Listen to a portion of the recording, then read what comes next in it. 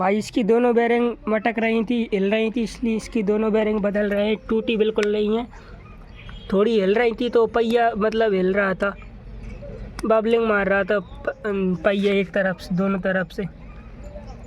दोनों बेरिंग मतलब टूटने की कगार पर है, तो इनको मतलब बदल ही देते हैं। भाई पहिया को धोकर रेडी कर दिया, क्योंकि भाई बेरिंग फिट करने में भाई अच्छा नहीं लग रहा था, धूल मिट्टी हो रही थी, तो भाई अच्छे से धुल दिया इसको। अब ठीक लगेगा फिट करने में। और हमने जब तक साफ करके खोल कर रेडी किया, जब तक बड़े भाई भी बेरिंग लेकर आ जाते हैं, क्योंकि ट्रैक्टर रेत भरने के लिए नदी में जाएगा, तो इसलिए फटाफट तैयार करते हैं ट्रैक्टर को। और दोनों बेरिंग को देखते हैं कैसा क्या सीन रहता है, फिट आती हैं या नहीं आती है, या फिर से जाना पड़ेगा बदलने के लिए। तो दोनों को अनबॉक्स करते हैं, पहले छोटी बेरिंग को देखते हैं कैसी है, और फिर बड़ी बेरिंग को भी चेक करते हैं। अभी तो फ़िलहाल देखने में तो ठीक लग रही हैं, और फिर भी फिट कर देखते हैं, अगर आती हैं तो बहुत अच्छी बात है, ज़्यादा टाइम नहीं लगेगा। और सबसे पहले छोटी बेरिंग को डाल कर देखते हैं, क्योंकि एक ही बेरिंग को अनबॉक्स करते हैं पहले। अगर दोनों को करेंगे तो फिर वापस होने में दिक्कत आ गई, अगर छोटी बड़ी नहीं करेंगी तो छोटी बेरिंग को डाल कर देखेंगे। और ये बेरिंग का बाहर का कड़ा जो दिख रहा है उसको भी चेक करेंगे पहिया के अंदर वो सही है या नहीं, या फिर ये नया डालना पड़ेगा। अगर वो सही होगा तो फिर वही डालेंगे। अगर देखते हैं फिर भी ये तो बाहर का तो सही है, भीतर का चेक करते हैं। मेरे ख्याल से भीतर का ख़राब निकलेगा, क्योंकि पहिया बहुत मटक रहा था। और पहले बाहर की चेक करते हैं बिना ग्रीस की। वैसे फिट आ गई है बेरिंग, कोई दिक्कत नहीं है, छोटी बड़ी बिल्कुल नहीं है।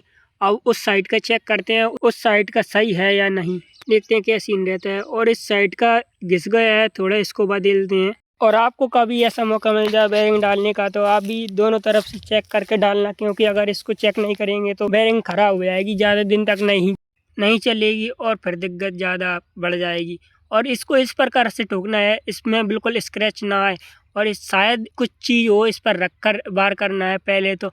अगर तुम छोटे पहिया की कर रहे हो तो छोटी चैनी से इस्तेमाल करना है। अगर तुम बड़े भान की कोई बेरिंग बदल रहे हो और इस कड़े को लगा रहे हो तो बड़ी चैनी से इस्तेमाल करना है, क्योंकि छोटी बेरिंग को छोटी से करना है। ज़्यादा बड़ी से करेंगे तो स्क्रैच आ जाएगा, तो बहुत दिक्कत पड़ जाएगी, फिर डालने का कोई मतलब नहीं रहेगा।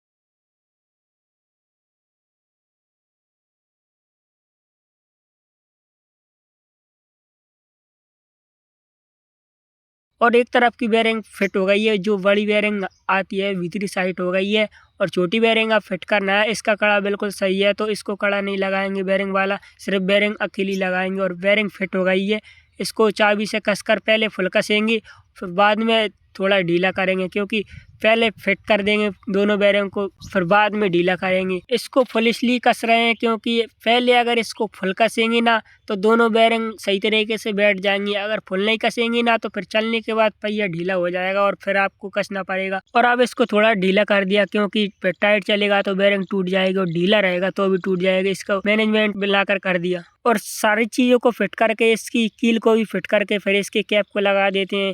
और कैप को ना लगाएंगे तो भाई धूल मिट्टी जाएगी, तो बेरिंग को दिक्कत आएगी। और फाइनली अपना ट्रैक्टर रेडी हो गया है, फ्री हो गया है पहिया, और मटक भी नहीं रहा है। और 2 घंटे मेहनत करने के बाद फाइनली अपना मस्त रिजल्ट निकल कर और अब इन चीज़ों को वापस रख देते हैं, क्योंकि भाई कब काम आ जाए पता नहीं, ये दोनों बेरिंग को और इस ग्रीस के डिब्बे को और इसके बेरिंग की कड़ा को। और भाइयों यहाँ तक वीडियो देखने के लिए आपका दिल से धन्यवाद है।